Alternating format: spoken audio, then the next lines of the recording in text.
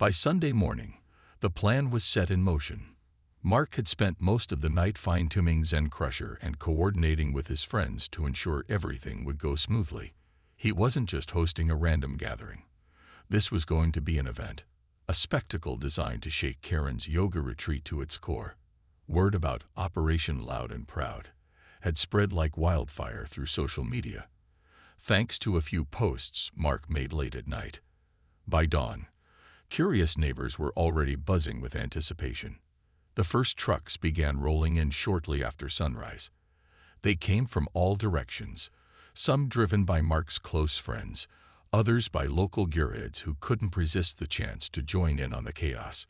Each vehicle was louder and more imposing than the last. Towering trucks with oversized wheels, modified exhaust systems that growled like wild animals, and paint jobs so flashy they practically glowed in the morning light. Mark greeted each arrival with a grin, directing them to line up along the street. Within an hour, the once quiet cul-de-sac looked like the starting lineup for a demolition derby. Karen, blissfully unaware of what awaited her, woke up expecting another serene day of yoga and meditation. She stepped outside in her usual attire, flowy pants and a loose top, and immediately froze. The peaceful scene she'd envisioned was nowhere to be found. Instead, the street was packed with monstrous vehicles, their engines idling menacingly. Neighbors who had been stretching on yoga mats just hours earlier now stood gawking at the spectacle. Some clapped excitedly, while others whipped out their phones to capture the moment. At the center of it all stood Mark, perched atop Zen Crusher like a proud captain surveying his fleet. He wore aviator sunglasses and a leather jacket, looking every bit the rebel ringleader. A mischievous smirk played on his lips as he watched Karen's expression shift from confusion to disbelief to outright fury. This was exactly the reaction he'd hoped for. But Mark wasn't done yet. To really drive his point home, he cranked up the volume on a portable speaker system he'd borrowed from a friend. Heavy metal music blared through the air, drowning out the gentle sounds of nature Karen usually cherished. The contrast was jarring. One moment, birds chirped softly. The next, electric guitars screamed and drum beats pounded like thunder. Even the wind chimes hanging in Karen's backyard seemed to quiver in protest. As the crowd grew larger, Mark climbed down from his truck and addressed the onlookers. "Welcome, everyone," he announced, his voice booming over the noise. "Today, we're here to celebrate horsepower, good vibes, and standing up for yourself. If someone blocks your driveway, don't just sit there. Show 'em who's boss." His words earned cheers and applause from the audience, many of whom clearly sided with him over Karen. Meanwhile, Karen stood frozen near her front door, clutching a cup of green tea that suddenly felt woefully inadequate. Her carefully curated retreat had been hijacked by roaring engines and spinning tires. Worse still, some of her own yoga attendees were abandoning their mats to get a closer look at the action. One woman even asked Mark if she could sit inside Zen Crusher for a photo op. Karen watched in horror as her peaceful sanctuary dissolved into a carnival of noise and smoke. Despite the mounting tension, Mark couldn't help but feel a pang of satisfaction. This wasn't just about revenge. It was about sending a message. Blocking driveways and disrupting lives might seem minor to someone like Karen, but actions have consequences. And today, those consequences were loud, colorful, and impossible to ignore. Karen Thompson was the kind of person everyone in her suburban neighborhood noticed, not always for good reasons. She had a reputation for being overly enthusiastic about wellness and self-care, often hosting events that turned her home into something resembling a spa retreat. Her backyard was her pride and joy. Lush green grass, carefully placed Buddha statues, wind chimes tinkling softly in the breeze, and rows of lavender bushes that smelled divine. It was her sanctuary, or so she claimed. This time, Karen decided to take things up a notch by organizing a weekend yoga retreat titled Namaste No Drama. The idea sounded peaceful enough. Yoga sessions, meditation circles, and organic snacks served under twinkling fairy lights. But what Karen didn't account for was logistics. Hosting such an event required space, not just for the activities, but also for parking. With dozens of participants expected, Karen quickly realized her driveway alone wouldn't suffice. So without consulting anyone, Karen instructed her guests to park their cars along the quiet cul-de-sac street outside her house. One by one, vehicles lined up neatly, or as neatly as they could be on a narrow residential road. By Friday evening, the once empty street looked more like a parking lot than a place where kids played basketball after school. Among these parked cars was one particularly inconvenient vehicle, a silver sedan angled awkwardly across Mark Reynolds' driveway. Mark, who lived 2 houses down, woke up early Saturday morning with no idea his day was about to spiral out of control. A laid-back mechanic in his mid-30s, Mark was known for his easygoing nature and love of loud hobbies. His garage housed everything from power tools to half-finished projects, including an old truck frame he'd been converting into something monstrous. He wasn't the type to start trouble, but when he stepped outside that morning and saw his driveway blocked, frustration bubbled inside him. He walked over to Karen's house, hoping for a quick resolution. Knocking firmly on her door, he waited as the faint sound of chanting drifted through the air. When Karen finally answered, she was dressed in loose linen pants and holding a glass of kombucha.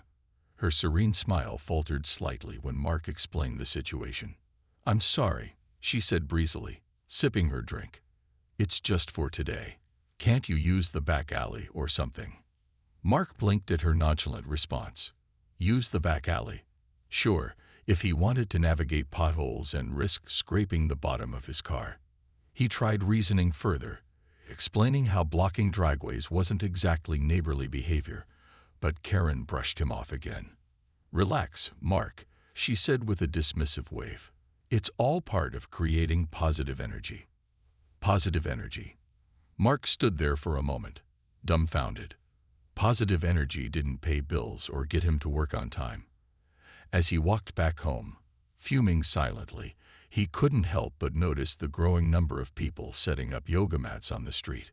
Some were stretching, others chatting animatedly, and all seemed completely oblivious to the disruption they were causing.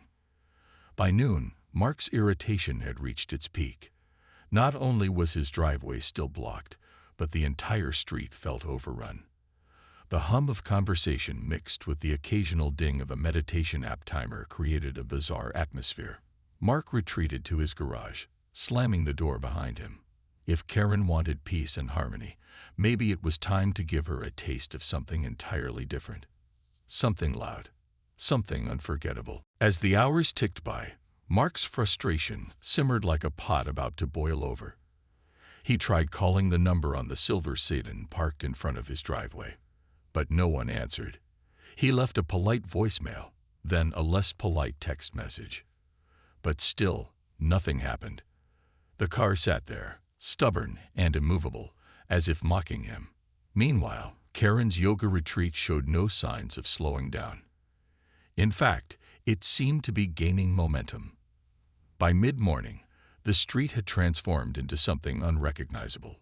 Yoga mats covered nearly every inch of pavement, their vibrant colors clashing with the otherwise mundane suburban setting.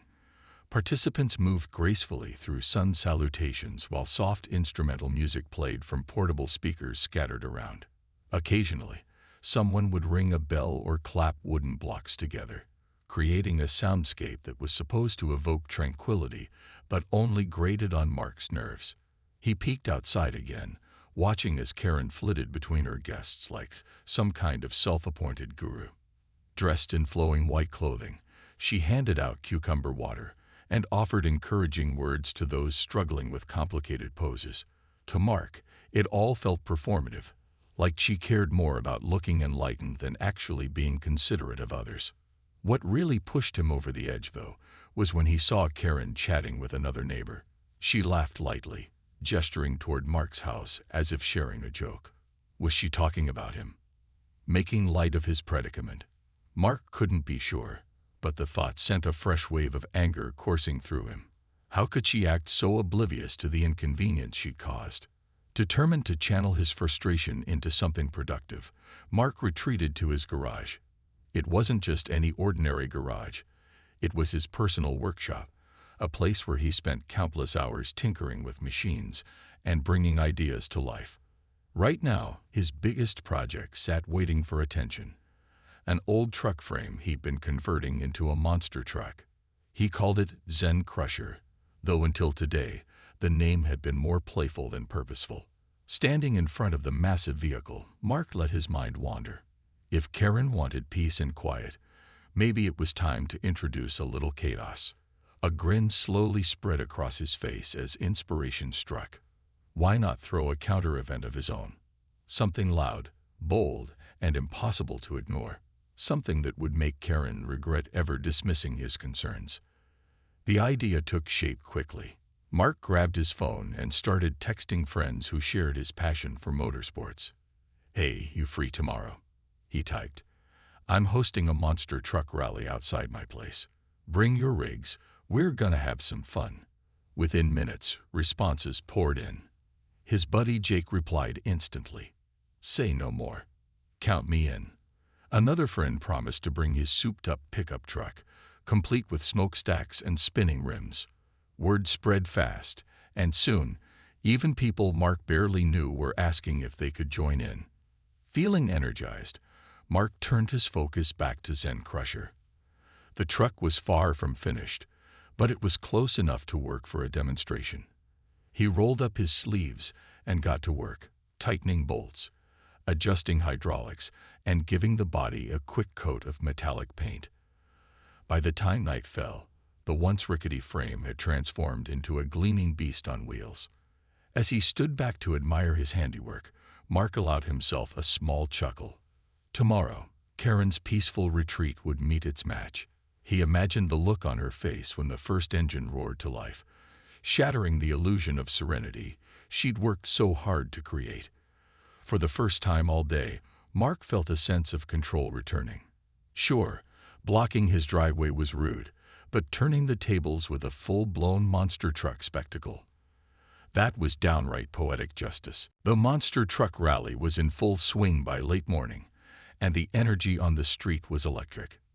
Zen Crusher roared to life as Mark revved its engine, sending a deep rumble through the ground that could be felt even inside Karen's house. The crowd cheered wildly, their excitement palpable. Kids pressed their faces against fences. Parents snapped photos, and even some of Karen's yoga attendees abandoned their mats to join the spectacle. It was chaos, but the kind of organized chaos that made people smile. Karen, however, was far from smiling. She stormed outside, her face flushed with anger, clutching her phone like it might somehow shield her from the cacophony surrounding her. Her usually calm demeanor had cracked, replaced by an uncharacteristic fury. "You've got to be kidding me," she shouted, trying to make herself heard over the deafening roar of engines and blaring music. Mark leaned casually against Zen Crusher, arms crossed and sunglasses firmly in place. He looked every bit the picture of confidence, though he knew this confrontation was inevitable. As Karen approached, her ponytail bouncing with each hurried step, he couldn't resist tipping his sunglasses down just enough to meet her glare. "Morning, Karen," he said with mock politeness. "Enjoying the show?" "This is private property," Karen snapped, pointing at the trucks lined up along the street. "You can't just take over like this. What gives you the right to disrupt my event?" Mark raised an eyebrow, feigning surprise. "Funny thing about private property," he replied smoothly. "Last I checked, driveways aren't meant to double as parking lots for yoga enthusiasts." His tone was light, but there was an edge to his words. A reminder that this whole ordeal started because she hadn't respected his space. Their argument quickly drew a crowd. Neighbors who had been quietly observing now gathered around, eager to see how this showdown would play out. Some whispered support for Mark, commending him for standing up to Karen's entitled behavior. Others exchanged nervous glances, unsure if things would escalate further. Meanwhile, the monster trucks continued their demonstrations, crushing obstacles and performing stunts that elicited cheers from the audience. The juxtaposition of Karen's indignation and the roaring engines created a scene so absurd it almost felt surreal. Karen turned to address the onlookers, hoping to rally sympathy. "This is supposed to be a peaceful retreat," she exclaimed, gesturing dramatically toward her backyard. "These trucks are ruining everything. Don't you all value tranquility?" Her plea fell flat. Instead of nodding in agreement, several neighbors shrugged or chuckled under their breath. One man called out, "Tranquility doesn't mean taking over the whole street, Karen." Another added, "Maybe next time. Think twice before blocking someone's driveway." Humiliated and cornered, Karen whipped out her phone. "I'm calling the police," she declared, her voice trembling with frustration. "Let's see what they have to say about this." Mark didn't flinch. If anything, he seemed amused. "Go ahead," he said, spreading his arms wide as if inviting her to do her worst. "But let's not forget how this started. You blocked my driveway first. Seems fair that I get to block yours, with sound and horsepower." The crowd erupted into laughter, and Karen's face turned an even deeper shade of red. She paced back and forth, muttering under her breath about toxic masculinity and entitled behavior. But it was clear she was losing the battle for public opinion. Even some of her own yoga participants were starting to waver. A young woman holding a foam roller hesitantly asked Mark if she could take a closer look at Zen Crusher. When he nodded and invited her to climb aboard, Karen threw up her hands in exasperation. For all her efforts to maintain control, Karen was powerless against the sheer audacity of Mark's retaliation. As the rally raged on, she retreated to the sidelines, seething but unable to stop the chaos unfolding around her. For the first time in years, Karen Thompson wasn't the center of attention. And it showed. Just as the rally reached its peak, with engines roaring and tires spinning in a cloud of smoke, the distant wail of sirens cut through the air. The sound sent a ripple through the crowd, drawing murmurs of anticipation. Karen perked up immediately, her eyes lighting up with vindication. Finally, she muttered under her breath, striding toward the approaching police car like someone who'd been waiting all day for this moment. A sheriff's deputy stepped out of the vehicle, adjusting his hat as he surveyed the scene. The contrast between the peaceful suburban street and the current spectacle couldn't have been starker. Monster trucks lined the road, their hulking frames dwarfing the modest houses on either side. Music still blared from speakers, though Mark had turned it down slightly when he saw the flashing lights. Neighbors lingered on sidewalks and porches, some eager to see how this would play out, others looking guilty just for being there. Karen wasted no time. She marched straight up to the officer, her voice sharp and accusatory. "Officer, thank goodness you're here. This man." She pointed dramatically at Mark, who stood leaning against Zen Crusher, arms crossed and sunglasses on, "has completely taken over our neighborhood. He's disturbing the peace, blocking traffic, and ruining my yoga retreat. It's unacceptable." The deputy listened patiently, jotting down notes as Karen spoke. When she finished, he turned to Mark, who pushed his sunglasses up onto his forehead and offered a casual shrug. "Hey, officer," Mark said, his tone calm but firm. "I'm not denying any of that. But let's rewind a bit. My driveway was blocked yesterday by one of her guests' cars. I tried to resolve it peacefully, but no one seemed to care. So yeah, maybe I went a little overboard, but I wasn't the one who started this." The officer raised an eyebrow, glancing between the two neighbors. "So what you're saying is, this is about a blocked driveway." "It's about respect," Mark clarified, gesturing toward the silver sedan still parked near his house. "She dismissed me like it wasn't a big deal. Blocking someone's driveway isn't exactly neighborly, is it?" Karen crossed her arms, clearly frustrated. "That doesn't justify turning the entire street into a circus. Look at this mess. People are practically climbing on these trucks. It's dangerous." The deputy sighed, rubbing the bridge of his nose. Clearly, this wasn't the kind of call he'd expected when he woke up that morning. After a brief pause, he addressed both parties. "Here's the deal. Neither of you is entirely innocent here. Blocking a driveway is inconsiderate, Karen, and hosting a rally without proper permits is irresponsible, Mark. Both actions cause disruptions, and both need to stop. Karen opened her mouth to protest, but the officer held up a hand. I'm issuing warnings to everyone involved. You, he pointed at Karen, need to make sure that car gets moved immediately so Mark can use his driveway. And you, his gaze shifted to Mark, need to shut this rally down by sundown. No exceptions. The crowd groaned in disappointment, but Mark nodded agreeably. Fair enough, he said, tipping an imaginary hat. We'll wrap things up before dark. Karen looked ready to argue further, but the officer's stern expression silenced her. With a final warning to keep the noise levels down, he climbed back into his patrol car and drove off, leaving the two neighbors to sort out the aftermath. As the sirens faded into the distance, Karen shot Mark one last icy glare. This isn't over, she hissed before storming back to her house, where several of her yoga attendees were already packing up their mats. Defeated, she disappeared inside, slamming the door behind her.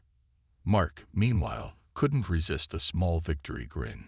Sure, he'd gotten a slap on the wrist, but the message had been sent and received. As he watched Karen retreat, he realized something. Sometimes, standing your ground means more than just solving a problem. It's about making sure people think twice before dismissing you again. With the police warning still hanging in the air, the atmosphere on the street began to shift. The rally slowly wound down as Mark and his friends worked together to clear the chaos they'd created. Trucks were moved off the road, engines turned off, and speakers unplugged. The once thunderous roar of horsepower faded into a quieter hum of conversation as neighbors lingered, reluctant to let the spectacle end entirely. For many, it had been the most exciting thing to happen on their sleepy cul-de-sac in years. Karen reemerged from her house a short while later, her expression tight with frustration but tinged with resignation. She walked over to the silver sedan that had started it all and knocked firmly on the driver's side window. A disheveled woman stepped out, looking sheepish and apologetic. "I'm so sorry," she stammered. "I didn't realize it would cause such a problem." Karen muttered something under her breath before instructing the woman to move the car immediately. As the offending vehicle pulled away, Mark watched from a distance, arms crossed and leaning against Zen Crusher. He felt a flicker of satisfaction, knowing that his point had been made, loudly and unmistakably. Still, now that the adrenaline of the rally was wearing off, a small part of him wondered if he'd gone too far. Sure, Karen deserved to be called out for her behavior, but did that justify turning the neighborhood upside down? The crowd began to disperse, some people heading home while others stuck around to chat about what had just unfolded. Neighbors who rarely spoke to each other found themselves laughing over shared observations. "Did you see Karen's face when the first truck revved its engine?" One man joked, shaking his head. "Priceless." Another neighbor chimed in. "Honestly, I think we all needed a little excitement around here. This has been the most fun I've had in ages." Mark couldn't help but chuckle at the comments. Despite the tension, there was an undeniable sense of camaraderie in the air. Even those who had initially sided with Karen seemed to appreciate the absurdity of the situation. One older woman approached Mark, her hands tucked into the pockets of her cardigan. "You know," she said with a wry smile, "you might have gone a bit overboard, but I have to admit, it was entertaining. Maybe next time, try talking to her first." Her words gave Mark pause. He nodded thoughtfully, realizing that while his retaliation had been satisfying, it wasn't exactly mature. Perhaps there had been another way to handle things, a middle ground where neither side felt completely steamrolled.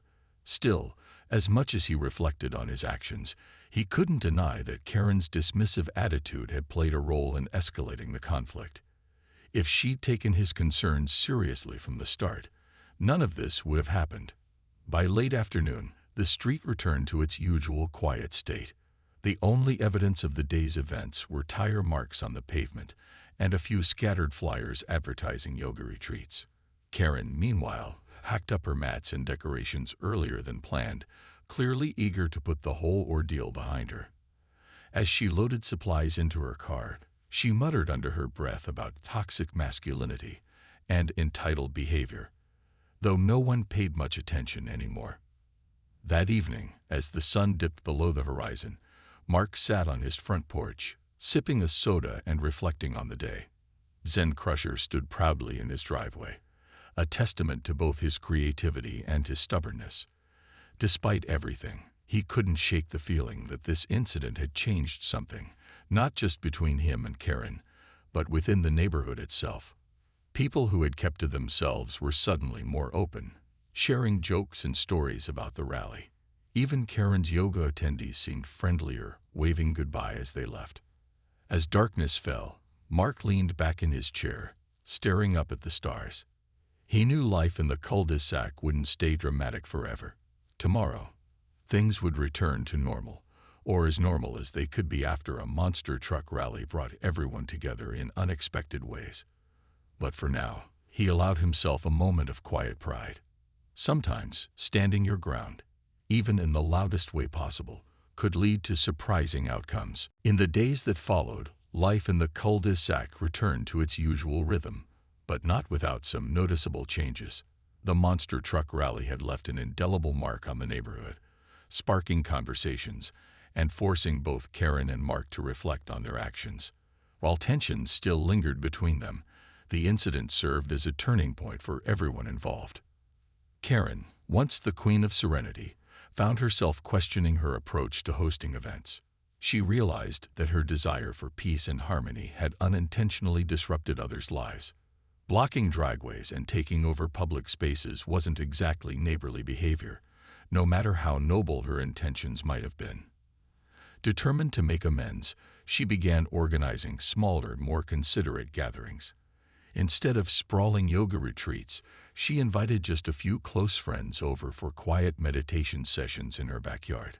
When parking became necessary, she made sure to coordinate with neighbors ahead of time, ensuring no one felt inconvenienced again. For Mark, the aftermath brought its own set of realizations. As satisfying as it had been to stage his dramatic retaliation, he couldn't ignore the fact that revenge, even when justified, wasn't always the best solution. His friends teased him endlessly about Operation Loud and Proud, calling it legendary and unforgettable. But deep down, Mark knew he could have handled things differently. Next time, he resolved to address issues calmly before they spiraled out of control. Still, Zen Crusher remained a symbol of his ingenuity and determination, parked proudly in his garage like a trophy from battle. The ripple effect of the rally extended beyond just Karen and Mark.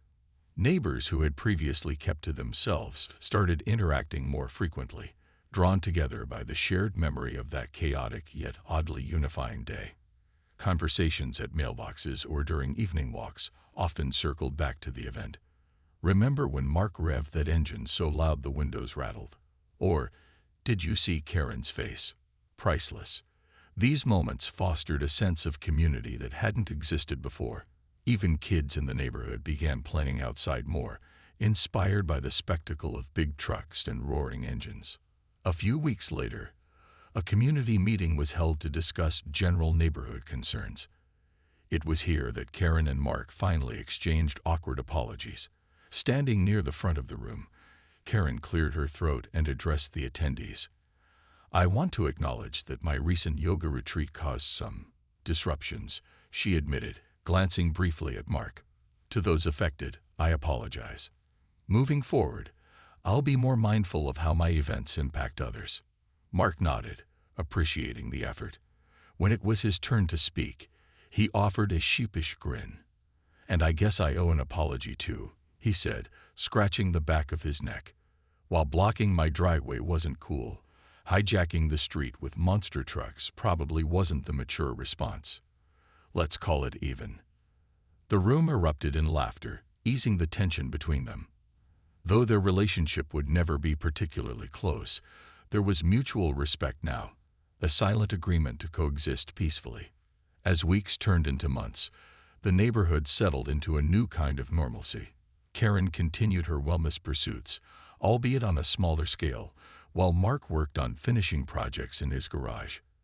Occasionally, someone would mention the infamous rally, eliciting groans and chuckles alike. Despite everything, it had brought people closer, not through drama itself, but through the lessons learned afterward. And so, life went on. The cul-de-sac returned to being the quiet, unassuming place it had always been, though perhaps with a touch more camaraderie than before.